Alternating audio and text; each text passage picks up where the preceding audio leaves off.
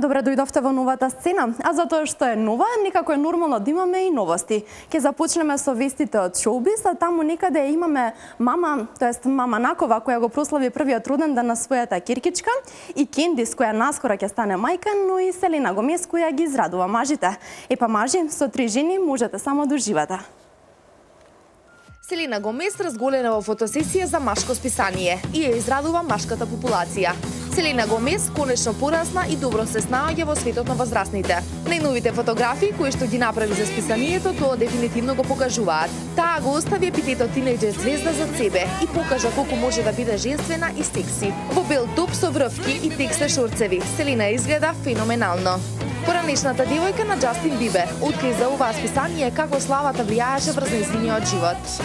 Немав прилика да сватам што сакам од животот, бидејќи другите се прашуваа наместо мене, изјавила Селена за списанието. Сепак, таа не се жали и ужива во тоа што го прави. Јас го одбрав оба, нема да седам и да се сожалувам.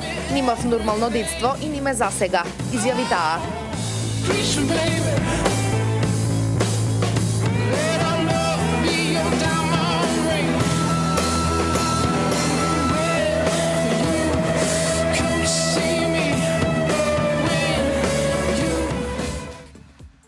Александра Накова Гајдаджиева и нејзиниот сопруг Никола пред 1 година станаа родители на пресладка ќерка. Денес Леа има 1 година, а првиот роденден го прослави како вистинска мала принцеза. На 7 април семејството Гајдаджиеви направија крштевка во кругот на семејството и најблиските пријатели, а вечерта направија и роденденска забава. Од фотографиите може да забележиме дека Леа била пресладка, а нејзината мајка ултра секси. Накова во бело фустанче, подоцна и кратки панталончиња, ја покажа својата витка фигура. Кендис Сванапул ужива во својата прва бременост. 27 годишниот ангел на Викторија Секрет го покажа своето видливо трудничко стомаче, позирајќи во зелени плетени бикини на плажа. Сванапул сподели 2 фотографии на својот профил на Инстаграм и привлече бројни комплименти.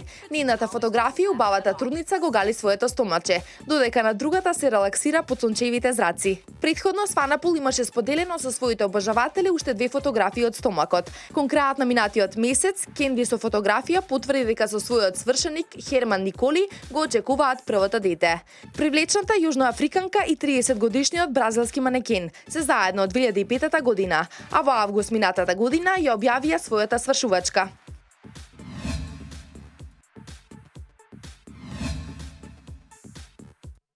Деновите на македонската музика завршија вчера, а во склоп на истите се прослави роденденот на маестро Александра Џамбазов.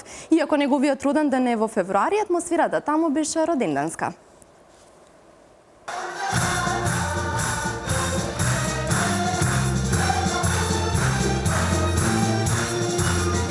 Македонската филхармонија и македонски млади изведувачи му посветија концерт на еден од најстакнатите македонски композитори, маестро Александар Џамбазов. Поводот е неговиот 80-ти роденден, кој наместо на 3 февруари го прослави вчера вечер како дел од манифестацијата Денови на македонска музика. Неговиот син Џамбазов јуниор, како водител на истиот ќе каже: Сојузот на композитори на Македонија во соработка со Денови на македонска музика го направи ова. Деновите се одржуваат секојаш април или мај. Инаку, како што кажав, роденденот му беше во февруари. Но ете, таа е таа година во која тој наполни 80 години. Иако гледате се уште како прч, се уште сака да раскажува вицови, да се дружи со луѓето, да даде по некој совет на овие младиве музичари, пејачи и така натаму. Се сеќава ли на роден ден на кој му приредил посебно изненадување на неговиот татко? Еве сега му направивме едно прекрасно изненадување. Сестра ми дури од Сан Франциско долета за овој концерт, за мојата книга и за представата која следува мојата премиера идната недела. Јас сум заборавил да се радувам на такви нешта, ама тој се радуваше како мало дете кога свати дека Тања дошла 15.000 километра само за да го гледа овој концерт. Вели ова е концерт за паметење, а за паметење и неговото дело за кое Џамбазов раскажува вака. И мене ми е многу мака што едноставно технички не беше можно да се изведе тоа. Вие младите да ја чуете неговата рапсодија за Скопје, за која 1966 година на светски музички конкурс кој се одржувал во Италија, од 78 симфониски дела, тој освои награда и од жирито и од публиката. И тогаш италијанските медиуми тоа го крстиле како джез и Бах од Македонија. Кога прашавме која е првата асоциација за Александар Џамбазов, за Андријана Јаневска тоа беше Златно славејче. Асоциација прва за него ми е Златното славејче, кога на времето на вистина пееле само оние кои што добро знаат да пеат, кога дури детските фестивали биле во придружба на голем ревиски оркестар. Секако синоним ми Игор Џамбазов, познатиот наш шоумен, актер и што уште не. Нина Јанева не го пропушти и неголемото негово достигнување, Џамбазов јуниор. Купија радости ќе бидеш, најверојатно градот убав. Мислам, од дете ми е останато тоа.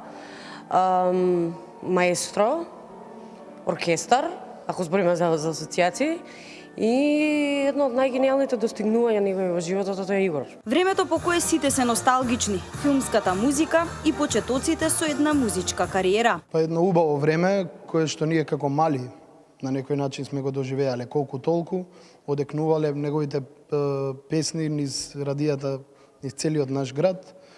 И едно спокојно време каде што владеела магијата на фестивалите, што денеска некако полека изумира. Филмска музика, бидејќи неговите дела звучат буквално холивудски. Неверојатен композитор, неверојатен музичар, дефинитивно Холивуд.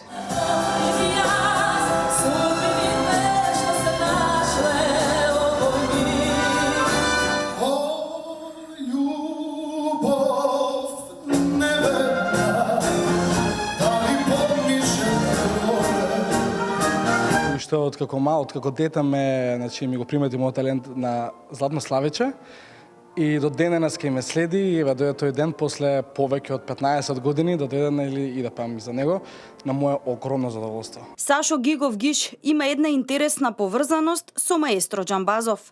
Јас како клинец у градинка ми извадија да пеам за Златно славејче.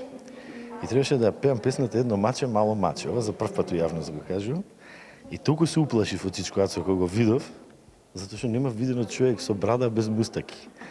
И не може, викам, ако дој учителката со мене или татко ми на бина, тоа ќе пеам. И не, од мал требаше да бидам звезда, што таа песна победи. И сам се повлеков. Антоанета, другарка ми ја испеа и стана хит таа песна. Едно маче, мало маче. Со песни на кои главен печат оставил Александар Џамбазов, отпеани од грлата на македонски изведувачи со македонска позадина на оркестарот на Македонската филхармонија, звучеа безпрекорно.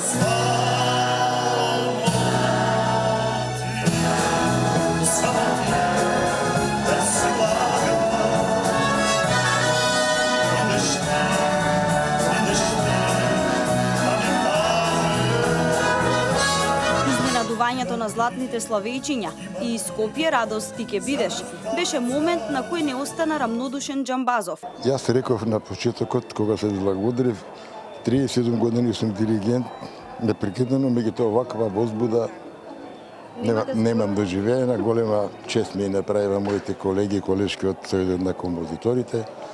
Чест ми направива овие пејачи наши прекрасни и посебно Македонската филхармонија која звучи навистина европски. Ова прекрасна публика, овие честитки не можам да наредам навистина зборови. Човек кога е возбуден не може, меѓутоа пожелувам на сите колеги во иднина да може да прослават вакви јубилеи. Ова е само еден мал гест во негова чест за сето она што го има направено за македонската забавна музика, во чија ризница се наоѓаат композиции со посебен печат на едно време и емоција од истото.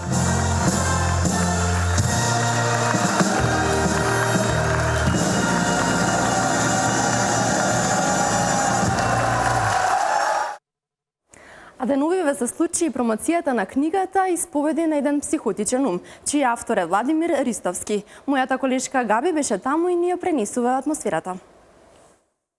слика на младите и урбани луѓе кои се во потрага по нивното место во динамичното општество, каде што правилата и вредностите се во поинаква димензија.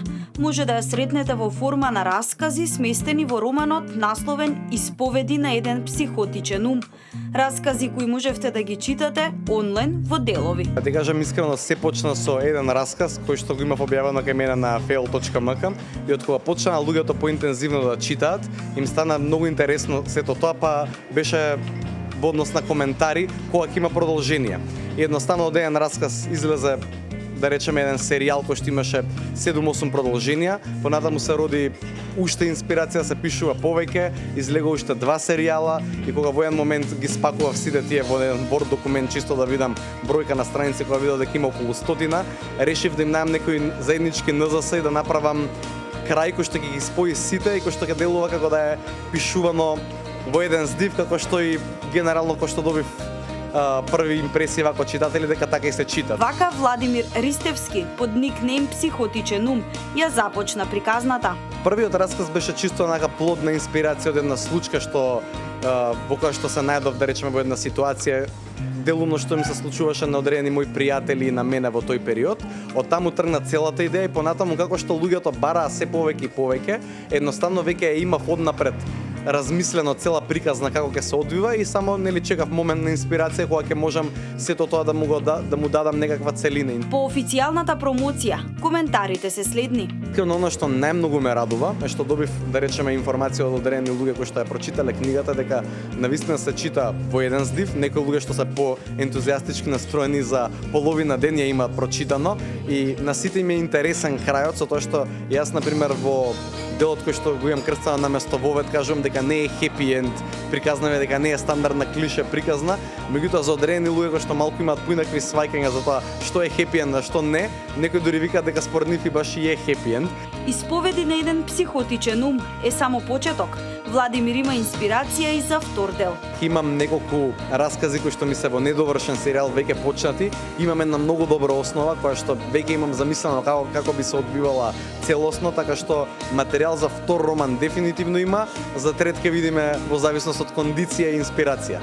Зошто имаше потреба оваа приказна Ристевски да ја започне зад скриено име? Па искрено сакав да почнам под псевдоним, бидејќи целата поента на расказите беше луѓето да се идентификуваат со, да речеме, замислен лик кој што не им значи нив ништо лично. Значи буквално прочитаат нешто од некој што не го знаат и да проценам на тој начин какви се реакциите, бидејќи ако се потпише од самиот момент како Владимир Ристевски, сигурен сум дека како ништо друго, барем пријателите ќе ми даваа надеж дека сето тоа е добро. А вака можев да проценам директно дали луѓе што не ме познаваат сметаат дека добро, мислат дека порелевантен фидбек ќе добијам. Исповеди инспирирани од секојдневните приказни, преточени во читки раскази со емоционално мотивирани вулгаризми, кои се читаат во еден здив.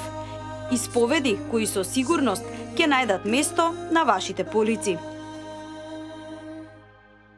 Тука ја затвораме денешната сцена. Се гледаме веќе утре во викенд изданието. Имајте пријатна вечер.